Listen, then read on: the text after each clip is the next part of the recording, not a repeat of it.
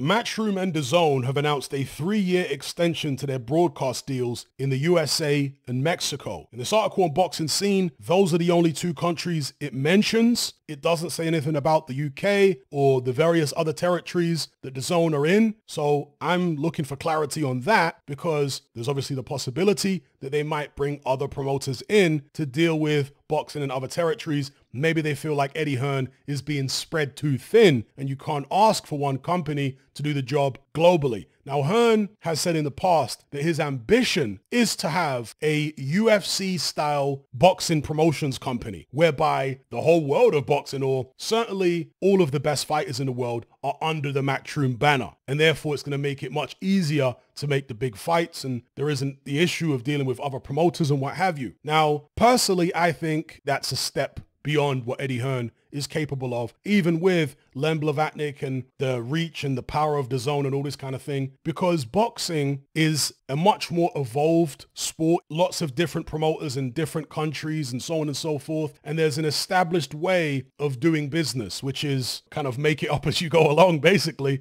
And a lot of the players in boxing like that. They don't want rigidity. And that is what comes with something like a UFC model. When the UFC started out, there were very few other companies doing MMA. It was a brand new sport, basically, at least for the 20th century, the late 20th century. So they really didn't have any competition in that particular space. So that allowed them to acquire all the best fighters and become the biggest brand in that market, because there was nobody else in it for the most part. Nobody serious. With boxing, you've got loads of serious players globally. So to try and consolidate everything under Matchroom, I don't see it happening. He hasn't even managed to do that in the UK. He certainly hasn't managed to do it in America, Eddie Hearn. So how he's going to do it globally, I don't know. Again, I admire the ambition, but I personally don't think that's going to happen in Eddie Hearn's career. Certainly not within the next 10 years, 20 years. I don't see it. And Eddie Hearn has long hinted that he doesn't plan on sticking around in boxing for that long. He's talked about not wanting to be in the game as long as his dad or as long as Frank Warren,